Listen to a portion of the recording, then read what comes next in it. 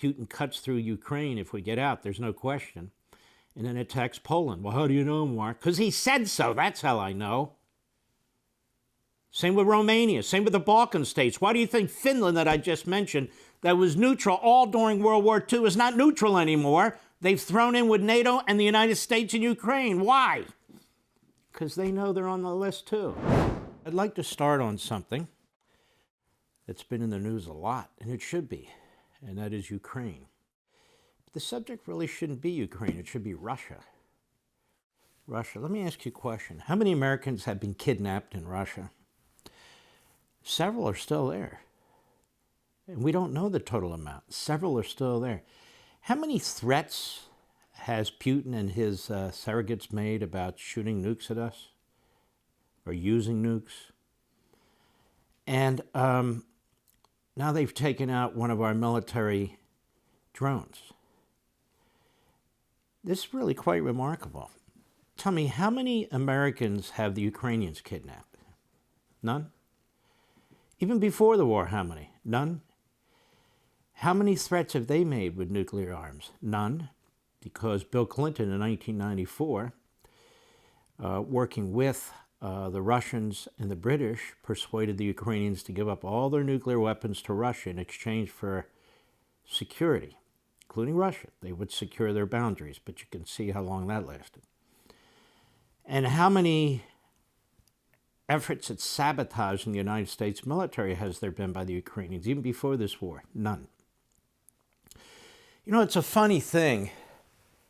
Lincoln understood it, Reagan understood it, Patton understood it, Churchill understood it, Thatcher understood it. There's good and there's evil. We're the good guys. Russia is the evil guys. I saw a show last night in part where there's this constant effort to smear Zelensky. First, they smear him as embracing Nazis. Zelensky's Jewish. His family was in the Holocaust. He doesn't embrace Nazis. There's an organization that has some ties to the Nazis of the past, and they're fighting the Russians. And because he won't lock up all these people he is said to support the Nazis, this is horrendous propaganda. And they say he's shutting down the Orthodox churches. You know, it's an amazing thing. If you look at the United States in World War I under Woodrow Wilson, or World War II under Franklin Roosevelt, or if you look at the Civil War under one of our greatest presidents, Abraham Lincoln, they did a lot to constrain and restrain liberties in order to win the war. Some of it is appalling, and some of it actually had nothing to do with winning the war. This Espionage Act was actually passed originally in 1917, and it was used by Woodrow Wilson to lock up people who disagree with him on the war. Do you know thousands of people were locked up? Including Eugene Debs, a famous communist socialist. And he actually ran for president from prison. He was imprisoned by Woodrow Wilson. And Woodrow Wilson put out an enormous amount of propaganda and put pressure on newspapers and so forth and so on. Franklin Roosevelt, while he famously put pressure on newspapers, he put pressure on broadcasters. At the time, TV was in its earliest stages, as you know. But for radio, he reduced the length of licenses from 2 years to 6 months. And he put one of his campaign chiefs in charge of the FCC. And to the extent a broadcaster would go off the talking points that Roosevelt's team would give them, they would either delay their license or not give them a new license. And there were other efforts at silencing people by Franklin Roosevelt. He used the IRS to unleash audits of them. This is all well known, and I could go on and on and on. So when we look at Zelensky, he and his people are fighting for their very survival, and we have Putinoids in this country, or people who support the Russians, which is an amazing thing, cherry-picking what he's doing and trying to destroy him. That tells you how horrific this situation has become, even within the Republican Party and these so-called conservatives who are really pseudo-conservatives. When you look at this, because they're not just saying we should be neutral, we should be Finland, But although Finland's not neutral anymore, Finland's with Ukraine, they're saying they want Ukraine to lose. And they're actually saying a lot of things that are nonsensical. They're saying, on the one hand, don't give Ukraine the weapons they need to win, because that would provoke the Russians. And then they complain, this is another forever war.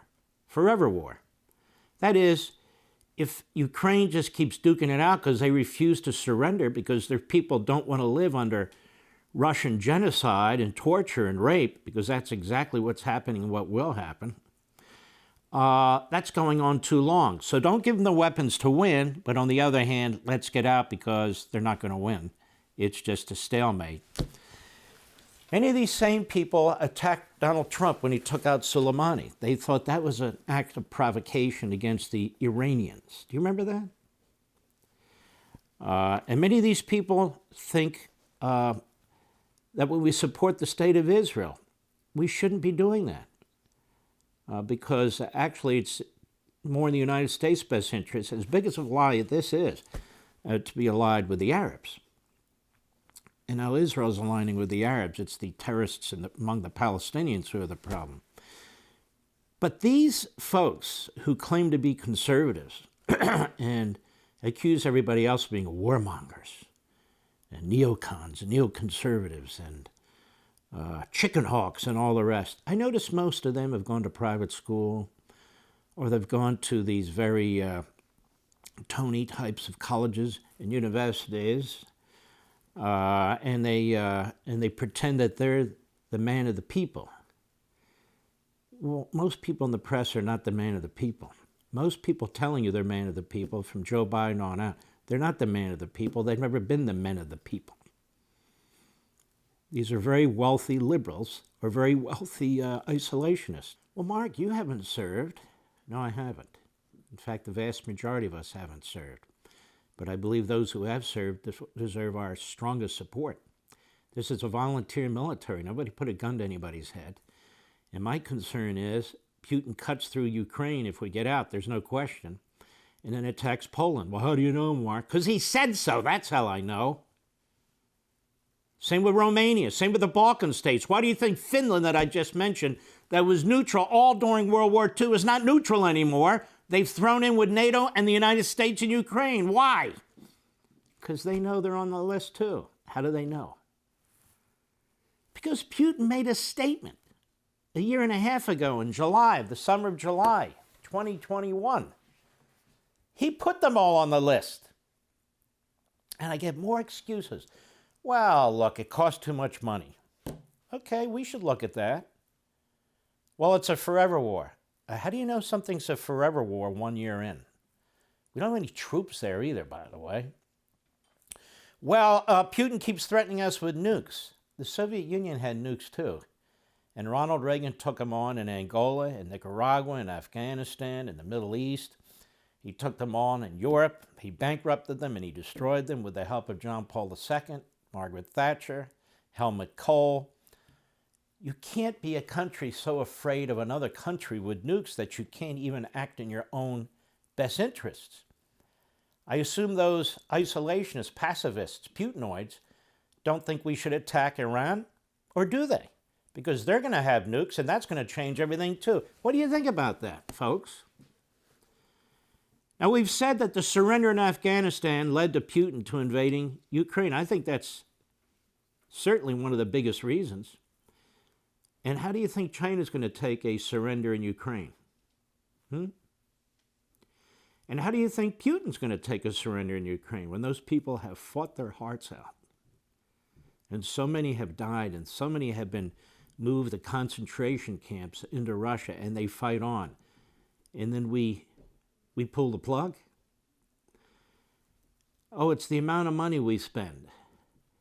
Let's be honest about that too. It's $100 billion over the course of a year. Our government has wasted $250 billion in the course of a year under Joe Biden, and we don't know where it went. We don't have the foggiest idea where it went. I believe in fiscal conservatism and so forth, but this idea if we pull out of Ukraine, suddenly we're going to be fiscal conservatives. Suddenly, Biden's going to secure the border. Suddenly there'll be food on the shelves for babies.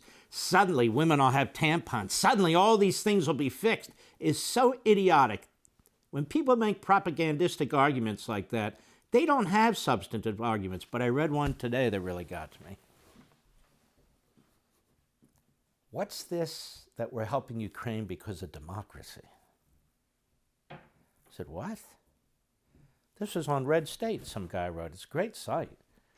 I'm sick of hearing it, he says. You know, we're not trying to establish a democracy in Ukraine like with Iraq. They are as close to democracy as you can get in Ukraine. It's the freest democracy in modern history in Ukraine. And you could go back 1,000 years in Russia and there's never been a democracy.